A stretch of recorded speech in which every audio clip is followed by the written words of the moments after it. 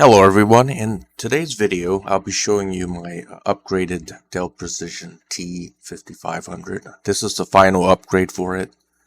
I have upgraded this computer over the past several years, and this computer was originally released back in 2009. I think it uses a Sabertooth X58 chipset, or the Intel Sabertooth X58 chipset. It's a pretty old chipset. I think it was based on the i3 or i7 920, i7 960, or the first generation of Core i processors from Intel. So this is a pretty old computer, but I have upgraded it to the point that it is still a pretty viable computer. Even today, I could still play games with it and everything else. Everything else I have to do with it, I can do on that computer. So on this computer, I upgraded the CPU to two Xeon X5675 3.07 GHz hexa-core processors. I have 36 gigabytes of DDR3, PC 10600, ECC memory DRAMs. I think this is 1333 megahertz. I put a GPU, which is a PNY GTX, Geforce GTX 1066 gigabyte video card. I have put in one Samsung Evo 860 SATA 500 gigabyte SSD, 2.5 inch. I recently put in a Fancyong S501 M.2 NVMe 500 gigabyte SSD with a PCI M.2 NVMe SSD adapter, which you see right here. And I'm able to get almost 1.8 gigabytes per second. And I'll show you this after I talk about this. I also put in two Western Digital 2 terabyte SATA hard drives. I also put in a 1 terabyte Western Digital Blue SATA hard drive. So this thing has about roughly, in terms of storage devices, let's count, that's 3 hard drives, 2 SSDs on it. Plenty of storage. I also put in a PCIe USB 3.0 adapter, which enables me to use USB 3.0 ports on my computer. So the Sabertooth X58 chipset did not have USB 3.0, but I have USB 3.0 ports on this computer. I also put in this graphics card, which makes it it's a pretty decent video card for playing games. If you want to do AutoCAD or something like that, you could do that with this graphics card. It's pretty decent. And I needed to put in a number of adapters before I put in all these storage devices, because on this computer there are only two 3.5 inch hard drive bays. That's all there is on this computer. No more than that. However, you could expand it if you buy adapters like this. This is a 5.25 inch to 3.5 inch to 2.5 inch bay adapter, which I put in my computer. Let me show you a picture of it, which is right here. I put here and here, two of them. This one allows me to use a 5.25 inch slim optical drive. I also have an optical drive on this as well. And two bays, which enables me to put two 3.5 inch hard drives. And one of them I have on the rack. The rack meaning this rack. But I can't use the second rack because I'm using a large graphics card. As you can see, this is the PNY uh, Geforce GTX 1060. So I had to remove this bracket in order to put this large graphics card in my workstation computer. So I'm able to still have 3 hard drives, 3 full hard drives, and in this rack I can put 2 2.5-inch SSDs or 2 2.5-inch hard drives. In my case, I put in a one Samsung Evo 860 500 gigabyte 2.5-inch SATA SSD in mine. So that's what I have. So, and in a basically a M.2 NVMe port. That's not a good picture of it. Let me get a better picture. Right here, I use the M.2, I use the PCIe M.2 NVMe adapter. I connected my Fanxiang S501 M.2 NVMe to that with a fan on it. And this is how I'm using my M.2 NVMe on a computer that does not have an M.2 NVMe port. You cannot boot from an M.2 NVMe SSD on this computer because the BIOS simply does not support it. Nor can you use a bootloader to do that because the bootloader only supports M.2 NVMe boot on a motherboard that has a UEFI motherboard, and this computer does not have a UEFI BIOS, therefore you cannot do that. However, you could still use a M.2 NVMe to run programs, which is pretty fast, which I will show you. And this one right here is my PCIe USB 3.0 adapter, which I have 4 ports. Actually, I have 6, 4 in the front, 2 in the back, as you can see there.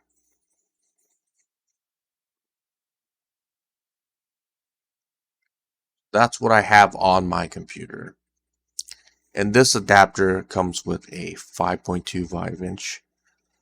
This is 5.25-inch, which allows me to put in 2 2.5-inch SSDs or 2 2.5-inch hard drives, and a slim DVD player on the top, which I showed you on mine, which is right here.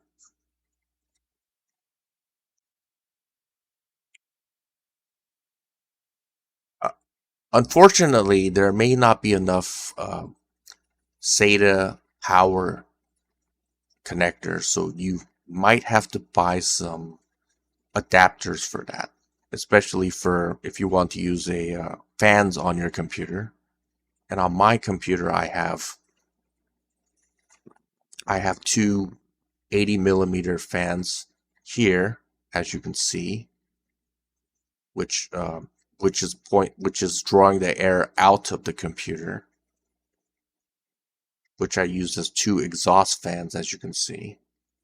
The air goes out basically, so that helps keep my computer cooler, basically. So I have 2, actually have 3 80mm fans. One is connected to the hard drive, which is pointed towards the hard drive, like this. This is the 80mm fan. This is the heat sink for my Dell Precision T5500 computer. So the air comes in here. I have the fan pointing this way, so the air goes out, and the 2 exhaust fans are here, drawing the air out in this linear fashion. Cold air comes in here, hot air gets exhausted out. So this fan keeps this heatsink cooler. It's always good to have a fan on a heatsink, so you could cool the fan, which keeps it cooler basically. So on the fans, I have it connected to a SATA female to 3 to 4 pin adapters here. Some of them have 3 connectors. This one has 2 connectors. I use the one with 2 connectors, but you could buy one with 3 connectors, 4 connectors, or 5 connectors. You can buy what you need basically. But on mine, this is what I used. You also have a SATA male to female splitter. If you don't have enough SATA power connectors, you could get one of these to split a SATA power connector so you can get more SATA power ports if it's not enough. In my case, it wasn't enough, so I had to use a couple of these, maybe 2 of these. And this computer's power supply also has a Molex connector. I think it's a Molex female connector. You could use one of these to get an additional SATA power connector if you wish, which I did, and I used it to power a fan like this, a fan connector. So this computer has 6 ports for RAM. I think it takes 4 gigabyte DIMMs, and you can have additional RAM on another part of it. So let me show you. So this part here allows you to put 3 more DIMM slots in there. This is for the RAM. So this basically allows you to put in the second CPU, which I did. So I have 2 CPUs on this computer. And some Dell Precision T5500s may not come with this, but my computer did come with it. So I have this, and it allows me to put more sticks of RAM. I have 36 gigabytes of RAM on this computer. I have 9 ports at 4 gigabytes. That's the maximum amount of RAM you could put in per DIMM slot. So that's 36 gigabytes. And this is for the M.2 NVMe, which I use to cool my M.2 NVMe. And let's go to the actual computer then, which I have here. And I'll show you what is on it. This is a Samsung 860 EVO SATA 2.5-inch 500 gigabyte SSD. This is not very fast because this computer only has SATA 2. On D drive, I think that's the Western Digital 2 terabyte hard drive. That's also a Western Digital 2 terabyte hard drive here and here. This is the Western Digital 1 terabyte hard drive, which I have here. This is my Fancyong M.2 NVMe 500 gigabyte SSD. This is the S501 model. I'll show you that they are indeed what I say they are by using disk info, Crystal Mark disk info 64.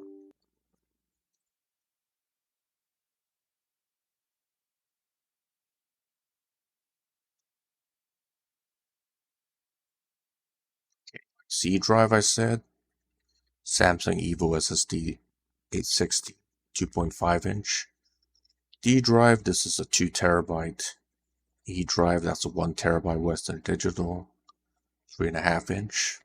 G drive, that's a Western Digital Blue 3.5-inch 2 terabyte.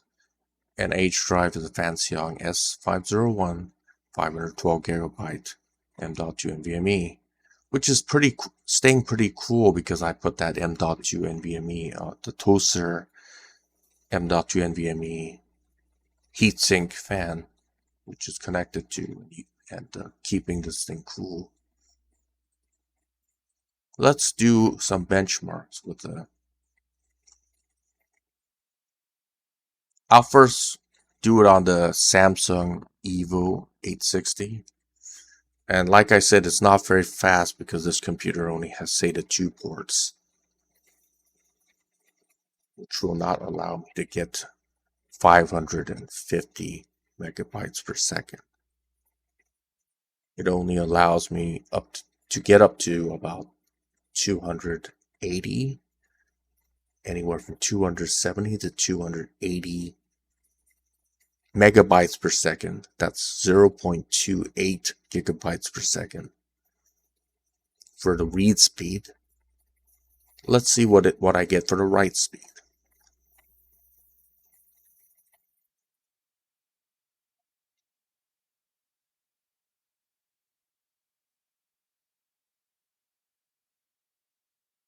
For the write, I get about 250 megabytes per second, or 0.250 gigabytes per second. The test is not done yet, but we'll wait until the test is done. And okay, about 251.4 megabytes per second for the Samsung Evo 860. On SATA 3, you should be able to get about 500 to 550 megabytes per second. But since I don't have that, this is all I get here. Let's see what the M.2 NVMe could do.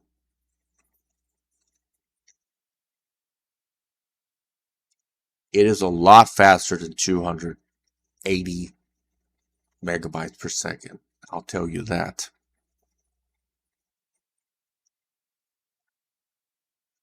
So on the port that I connected to, let me show you. I connected it right here on this port. This PCIe, I think it's a 2.0 by 16. I'm not really sure if it allows X8 or X4, but I think it's X4. I'm getting X4 speeds with that.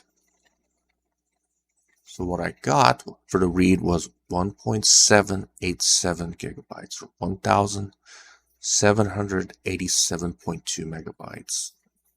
Let's just say about 1,790 megabytes for the read. For the write, I got about 1,554.4, or about 1.55 gigabytes per second. This is what was advertised for this M.2 NVMe, and I got that exactly. So for the bandwidth of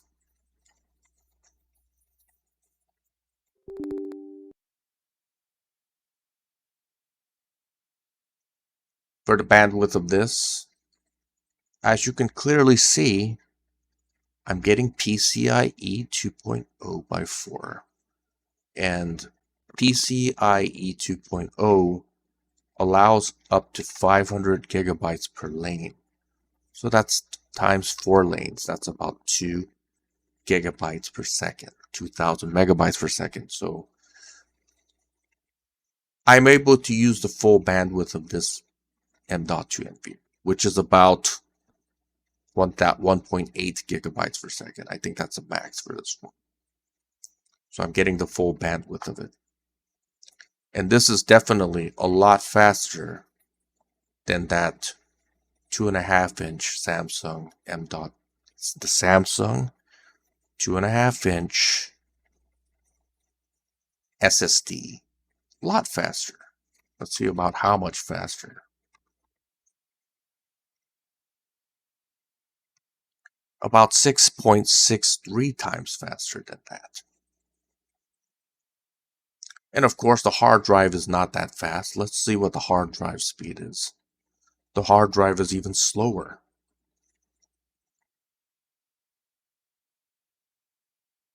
The hard drives are mainly for storing large amounts of data. I'm not really using it to run programs or anything like that. Unless they're old programs, then it should not matter.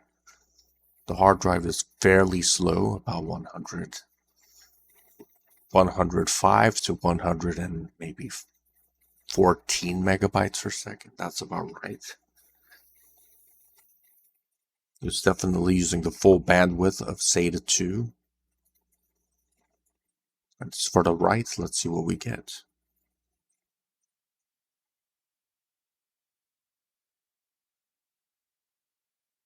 And this computer is being used as a server.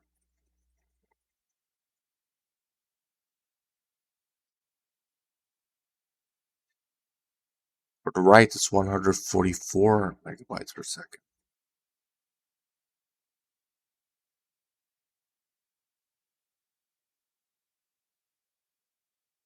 This is the Western Digital 2 terabyte hard drive. Okay, so that's what I get for that. And I'll show you the specs of this computer. Device manager. As you can see, for the CPU, I have two Xeon X5675 processors at 3.07 gigahertz. I have two processors, that's 6 cores with hyperthreading. With hyperthreading, that's 12. So I have two CPUs, so I should have 24 cores. So as you can see, 1, 2, 3,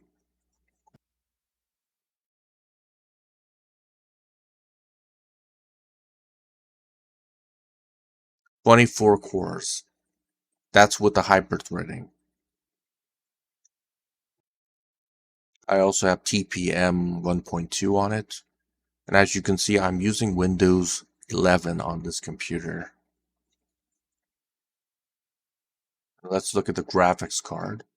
The graphics card is indeed a Geforce GTX 1060 with 6 gigabytes of video RAM.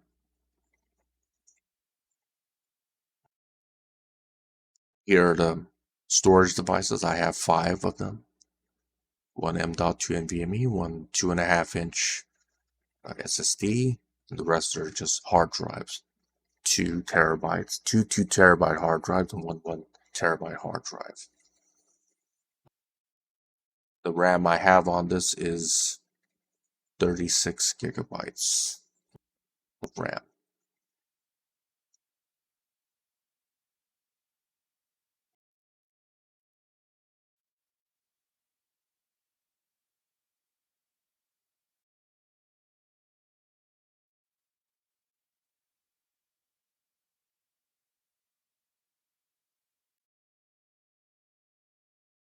As you can see right here, it says 36 gigabytes of RAM. I'm using Windows 11 Pro.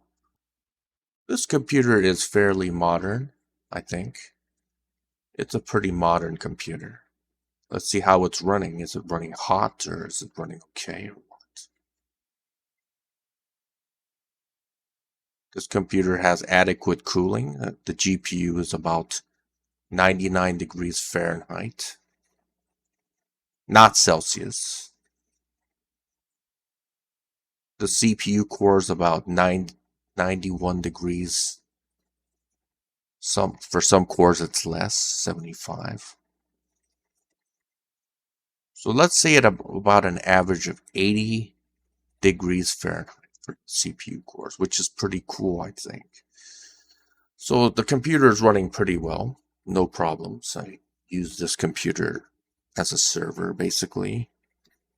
And I have no problems with it. Sometimes I do play some games with it, and it runs games just fine, even modern games. No problems with that. So this is my final upgrade for this computer. I really can't upgrade it anymore because all the slots, M.2 NVMe slots, are filled up. I filled up all the memory banks, so I definitely cannot put more RAM in there. 4 gigabyte was the maximum amount of RAM you can put into each DIMM slot, and those are all filled up. I have used up all the SATA ports here. I have 4. Let's see if I used up all the SATA ports.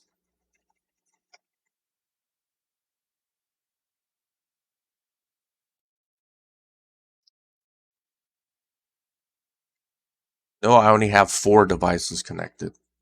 So I could definitely put in one more device into a SATA port, like here, since I have 5. I guess I could put in one more M.2 SATA 2.5-inch SSD. This time I could put in a Fancyong 2.5-inch not an M.2, a 2.5-inch SSD in there, which are not very expensive. Maybe I'll do that next time. That'll be the final upgrade for this computer. So I'll have a total of, let's see how much this is, 5. So I'll have 6 storage devices on the computer. That would be my final upgrade. I don't plan on upgrading the graphics card. There's no point. I do have a better computer, which is Intel i7-10700KF with a pretty modern graphics card like a MSI Geforce RTX 3060. So I don't plan on upgrading the graphics card for this or anything, but I just wanted to show you that it is possible. If you didn't upgrade yours, it's possible to upgrade it to the max like how I did. And this is one of my main computers, and it's a pretty capable computer. So just wanted to show you that it may not have USB 3.1 or 3.2, but it's got USB 3.0. I think that's good enough. I also have other types of adapters, like a let me show you one more thing.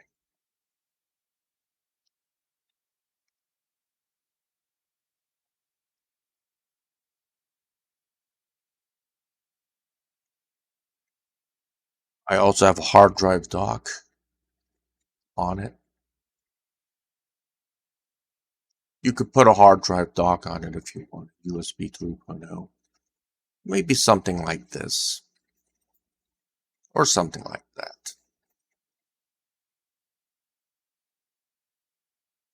Just make sure it says USB 3.0, or it might not work. I use that for external storage, basically, for external hard drives. So this is what I want to share with you today. If you have any thoughts or questions, you could leave it in the comment section below, and I'll leave all the links to where you can get these parts so you could upgrade your machine to the specs that I have on my machine. Thanks for watching.